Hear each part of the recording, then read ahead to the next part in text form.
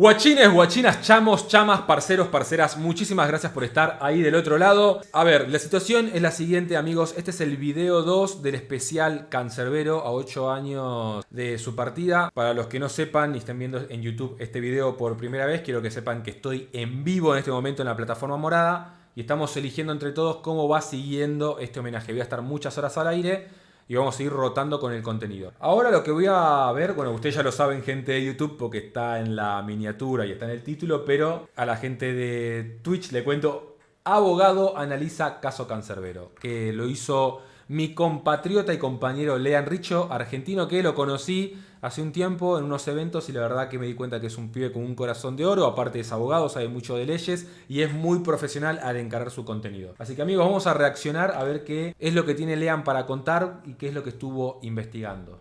Ok, amigos, todo listo. Abogado analiza caso Cancerbero.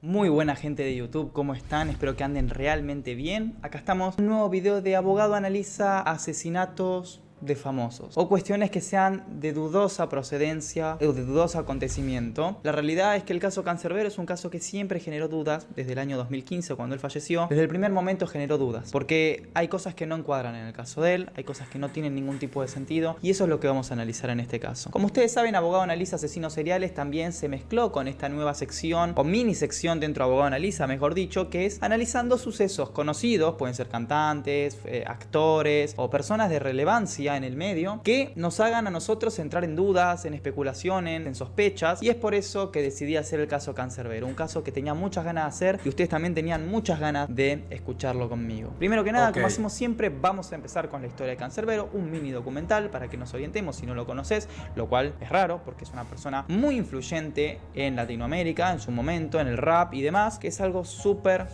interesante de ver. Así que sin mayores preámbulos, amigos, empecemos con el video de Cancerbero.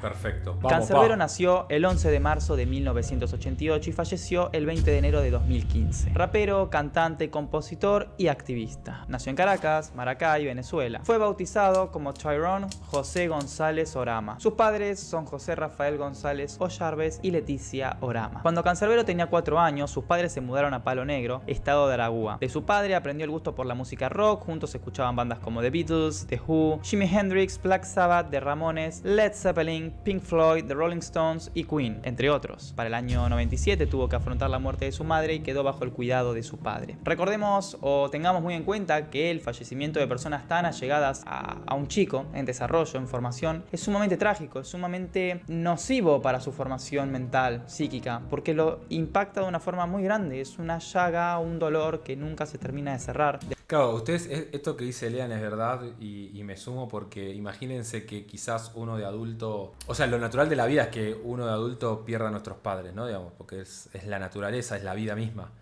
Y aún así duele y aún así son heridas que cuestan muchísimo cerrar. Imagínense en la psiquis de alguien que es infante, que lo necesitas y la necesitas, ya sea tu mamá o tu papá.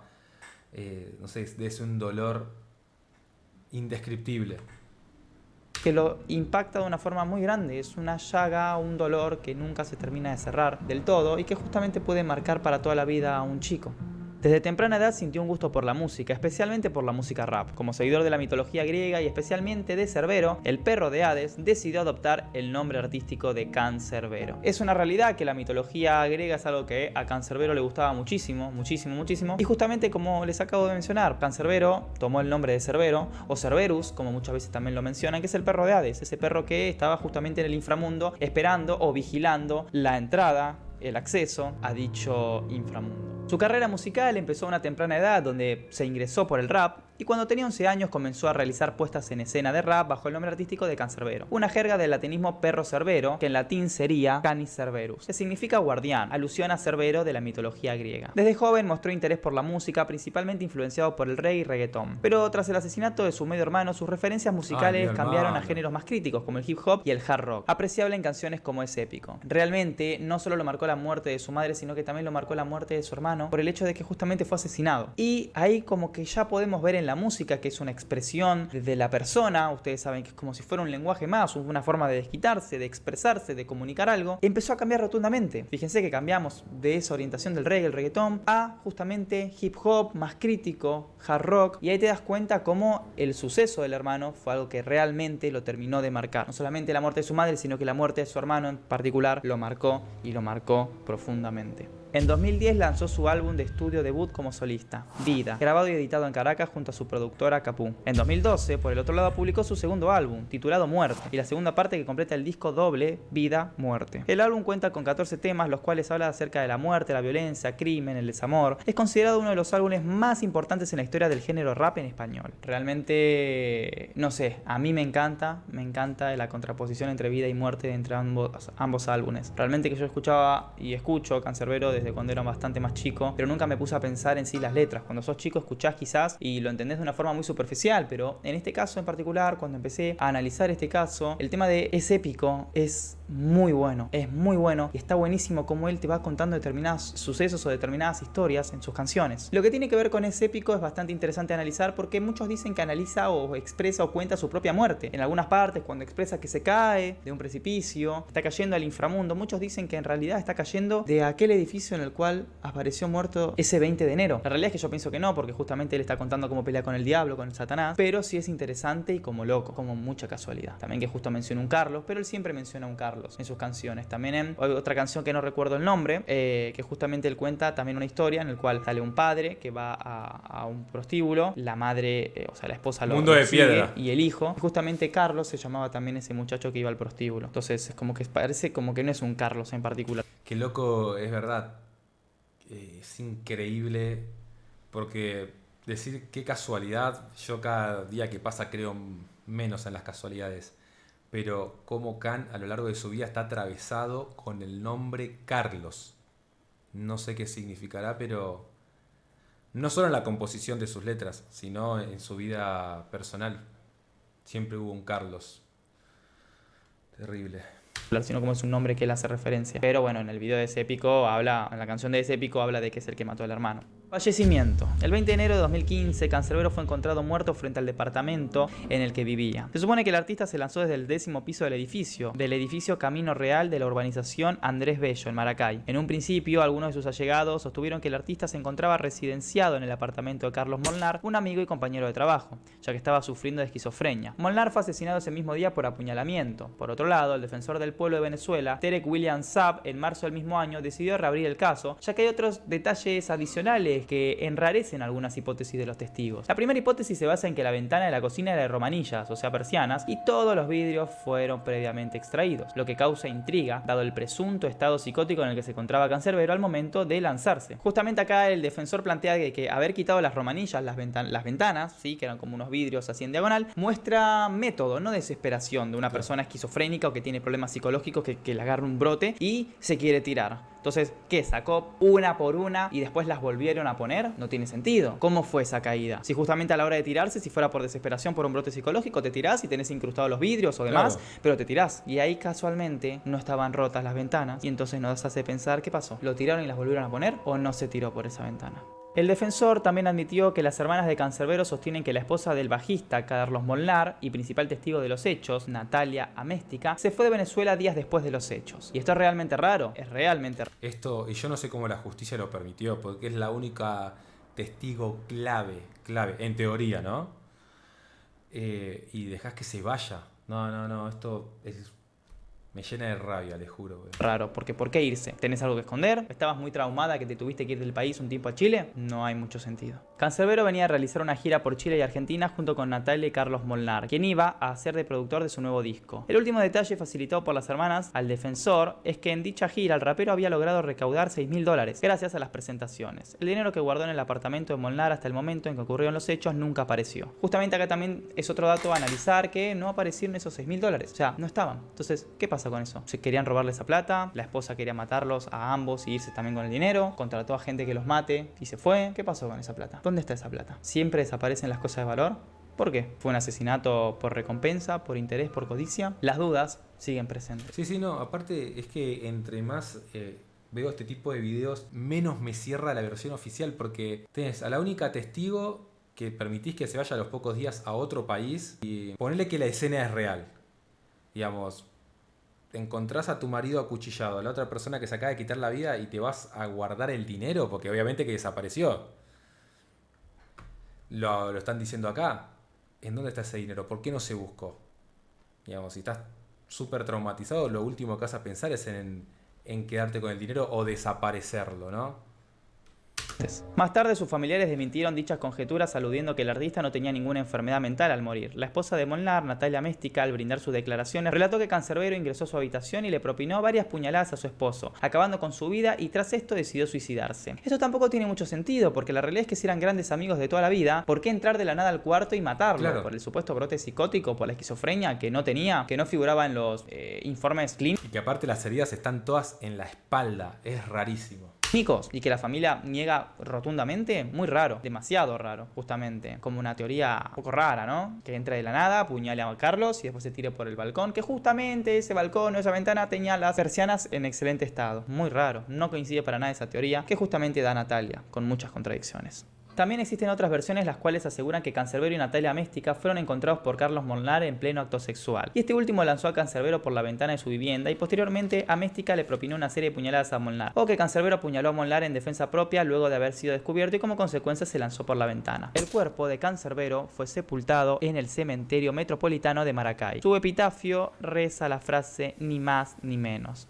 Hay otra teoría también extraoficial que plantea de que a Cancerbero lo mató, lo asesinó el gobierno venezolano porque justamente era un activista muy latente en contra del gobierno y como justamente a veces el Estado oprime a la gente, a la sociedad en cuestión. Entonces acá, habiendo hablado un poco de las teorías y de la historia de Cancerbero, vamos a realzar a forma de curiosidad determinadas inconsistencias del caso. Algunas ya las mencionamos, pero es importante volver a hablar de ello. No, y que aparte, igual en el álbum Muerte, él ya empieza a manifestar: estoy recibiendo amenazas, me están amenazando, van a mandar a un pelao y chao. Ella ya venía como denunciando públicamente en sus temas que estaba peligrando su vida.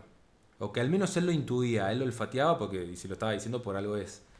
Entonces eso también es un dato no menor. Ellas. Cada uno tenía su departamento, Cancerbero y Natalia y Carlos Molnar. Parece como que una de las explicaciones era de que extrañamente no estaban los hijos de Natalia y de Carlos en el departamento porque habían ido a una fiesta que se hizo muy tarde y los chicos fueron a la casa de la abuela para visitarlo un tiempo. ¿Qué pasó después? Que los chicos, como se hizo muy tarde, no volvieron de la casa de la abuela y justamente estaban justo solos, Cancerbero, Natalia y Carlos en el momento del hecho. Otra cosa que no tiene sentido es que a la hora de caer el cuerpo de Cancerbero cayó a una distancia bastante lejos de la ventana.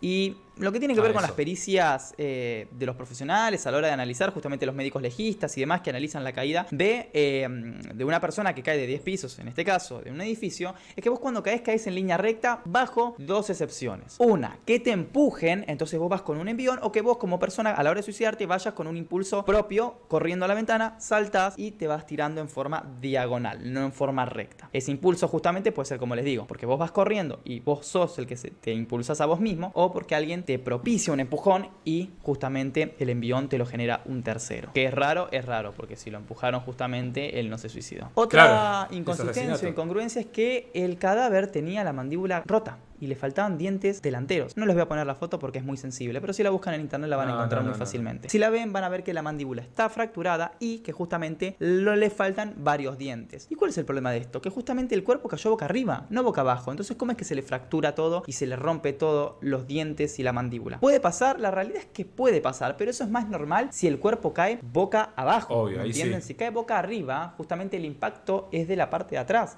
Entonces, sí te puede explotar mal la cabeza, pero lo que tiene que ver con la mandíbula y los dientes es raro. Puede pasar por el gran impacto, pero es raro. Y muchos dicen que esto fue previo, que le rompieron la mandíbula y los dientes y demás en una pelea, y ahí fue cuando lo empujaron y cayó boca arriba. Justamente también mencionar lo que ya mencionamos, que la ventana, estaban las ventanas, las persianas en excelente estado, y si vos tenés esquizofrenia o algún brote psicológico y te tirás, no te vas a poner a sacar una a una, te tirás y después no sé, ¿quién pone de vuelta las ventanas? ¿Quién pone de vuelta las persianas? No tiene sentido. No tiene sentido para nada. Justamente también lo raro es que cuando él cae tiene como las manos así, como la mano izquierda o la derecha, no recuerdo, creo que la mano izquierda, como con forma de como que está agarrando algo. Y muchos dicen que es como que estuviera agarrando un cuchillo, porque cuando vos te caes y te estás por suicidar, de una caída libre, el cuerpo repite la última acción realizada por la persona, y esto sería como un cuchillo, pero en realidad él no tenía salpicaduras de sangre ni nada de las 19 apuñaladas a Carlos, entonces no tiene ningún sentido, porque si vos estás en un brote y empezás a apuñalar de forma pasional a una persona 19 veces, no tiene sentido que vos no tengas sangre en el cuerpo. Entonces esto, para mí, en mi punto de vista, tiene que ver con quizás un método defensivo de cuando te empujan y vos te agarrás para que no te empujen y te querés defender con los puños. Entonces es algo también a tratar, es algo también a pensar porque es muy incongruente. Yo personalmente veo las 19 apuñaladas como algo muy pasional. Homicidio pasional generalmente cuando hay un gran ensañamiento en provocar, no sé si un sufrimiento porque ya la quinta, sexta apuñalada puede estar muerto, entonces no buscas hacer sufrir a la persona, pero sí un odio, pasionalidad en el homicidio que generalmente tiene que ver con las relaciones, ¿no? Cuando se encuentra alguien siendo infiel o cuando hay violencia de género de por medio y demás, pero eso es raro porque no tendría sentido si fuera pasional, porque si Natalia estaba con Cancerbero tendría que haber recibido las apuñaladas o Cancerbero o Natalia, no Carlos. Claro. Entonces esas 19 puñaladas podría ir ya ahí de la mano con un brote psicológico de Cancerbero, que por ahí le da un poco de solidez a esa teoría, o lo que podría haber pasado es que Natalia quizás le propició esas 19 apuñaladas para hacer parecer como que Cancerbero se las dio con un supuesto brote psicológico. Fíjense ustedes cómo podemos pensarlo. También a veces pasa que los delincuentes, en cuestión los asesinos, buscan sembrar o plantar o presentar de una forma determinada una escena para que la investigación vaya por otro lado. Muchas veces pasa con los suicidios, que lo hacen querer pasar como un suicidio cuando no lo es, cuando es un homicidio, pero para desviar la investigación forense. Justamente siempre la última hipótesis a tener en cuenta es el suicidio. Siempre se empieza por un homicidio y se va tratando de descartar hasta llegar a un suicidio, pero jamás se empieza por un suicidio porque siempre podés dejar libre a un eventual responsable. Claro, mira qué interesante, esto yo lo desconocía completamente y es lo que hicieron, automáticamente lo caratularon como suicidio. Bueno, chau, andate a otro país, Natalia, no pasa nada. Desapareció Guita, no pasa nada. No cierra la historia, no pasa nada. Qué locura, amigos. Hasta llegar a un suicidio. Pero jamás se empieza por un suicidio porque siempre podés dejar libre a un eventual responsable. Eso es algo que aprendí en los cursos de la Policía Federal que yo fui justamente. Eran cursos que a vos te explicaban que se empezaba igualmente desde femicidio, homicidio. Femicidio sí correspondía, ¿no? Homicidio y después al final el suicidio. La única testigo justamente es Natalia, que no quiere hablar hasta que el caso se cierre. Eso es otra incongruencia más también. ¿Qué otra cosa más a analizar que es muy casual? Que no quiso hablar hasta que se cerró. ¿Cómo cierran un caso sin que hable la única testigo? No.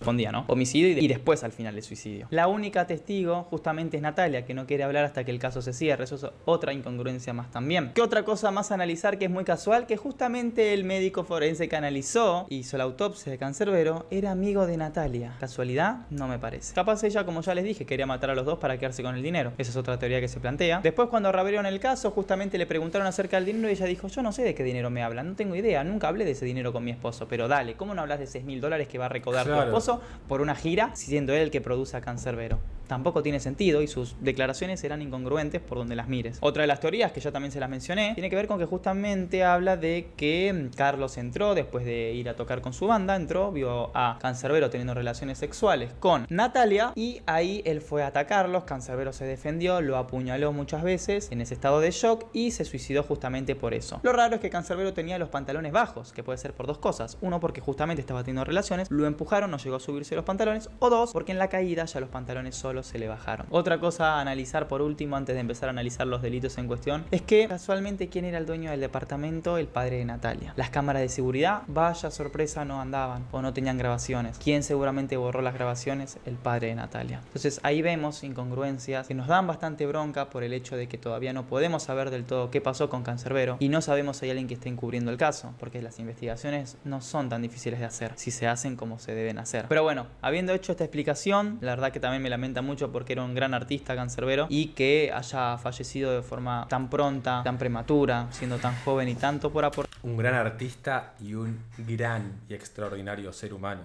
amigos. Los conceptos que desarrollaba en sus temas extremadamente profundos. A la cultura del rap en Latinoamérica no esté entre nosotros, pero muere el mensajero, pero no el mensaje. Esto es algo muy importante a destacar de Cancerbero. Pero bueno, vamos a empezar a analizar los delitos en base al Código Penal de Venezuela, porque justamente el principio de territorialidad penal nos marca que el hecho se juzga en base al lugar, al estado en donde se realiza, en base a la comisión del hecho. Entonces, bueno, vamos a empezar. Primero que nada, creo muy importante analizar con ustedes que nosotros tenemos la pena de prisión y la pena de presidio en Venezuela. Es muy importante entonces analizar. Acá nos explica que el artículo 8, las penas se dividen principalmente en corporales y no corporales. Corporales es cuando tenés una pena privativa de libertad y no corporal cuando no, pero tenés una vigilancia estatal. Acá tenemos que las penas corporales, que también se denominan restrictivas de libertad, son las siguientes: presidio y presión, arresto, relegación en una colonia penal. Bueno, las que nos importan es presidio y prisión.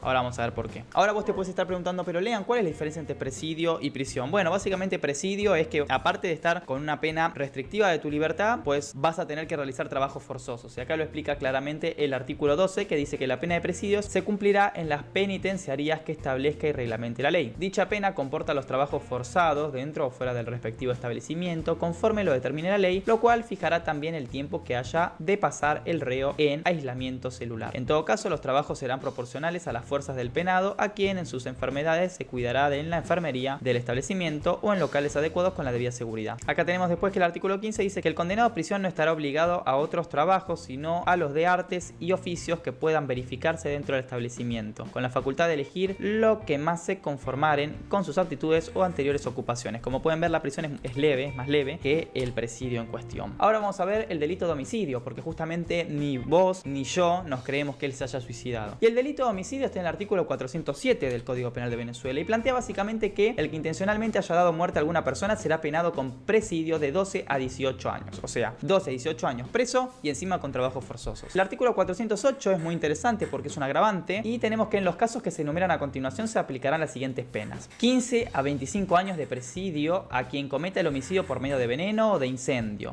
sumersión u otro de los delitos previstos en este libro con alevosía o por motivos fútiles o innobles o en el curso de ejecución de los delitos previstos en el artículo 453 y demás. Alevosía porque justamente pudo haber sido planeado por parte de la mujer si así fue, en relación con alguna de las teorías. Después tenemos el inciso 3 que dice 20 a 30 años de presidio para los que lo perpetraren en la persona de su ascendiente, descendiente legítimo natural o en la de su cónyuge. Esto es muy importante porque si Natalia fue la que mató a Carlos, en alguna de las teorías que ya mencionamos, le cabería una prisión de 20 a 30 años de presidio. Y no es poca cosa, es muchísimos años, porque justamente es un agravante del homicidio simple. Este es por la relación de pareja. Aún así, habría que ver, volviendo al inciso anterior, el tema de la alevosía, porque la alevosía generalmente es una planificación que se busca que la persona no se pueda defender. Como no sabemos cómo fueron los hechos, podría haber sucedido así, como no. La realidad es que Cancerbero va a estar siempre en nosotros, su arte, su música. Realmente yo me acuerdo cuando estaba bastante triste, bastante desmotivado y bajón, escuchaba sus temas y me la resubía. Y es una lástima que no esté hoy en día entre nosotros porque sería muy interesante escuchar sus reflexiones. Si escuchamos sus entrevistas y demás, es una persona muy inteligente y como decía su familia, no tenía ningún tipo de problema psicológico. Lo podían ver en cualquier entrevista donde él razonaba de una forma excelente, muy inteligente y responsable. Así que bueno, espero que te haya gustado este video. No olvides dejarme tu crítica constructiva que me ayuda a... Wow. Sí. No me acuerdo si fue en este video o en el anterior, amigos, que justamente estaba manifestando esto. Que basta con ver un par de entrevistas de él para darte cuenta que es un pibe que realmente tenía una capacidad para conversar o para comunicar superlativa. Y te contaba aparte de su rutina y que te decía eso, que leía un montón, que meditaba, que le gustaba escuchar un montón de música, que no se cerraba solo al rap.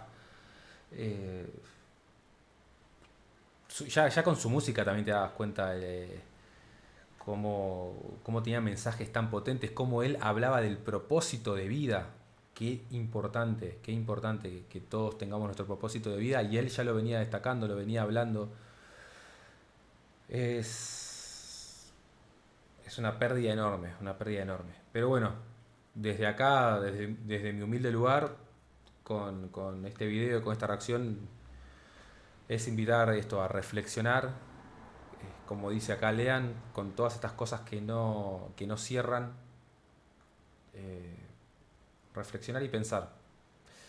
Y que no siempre hay que creer que las versiones oficiales son las verdaderas.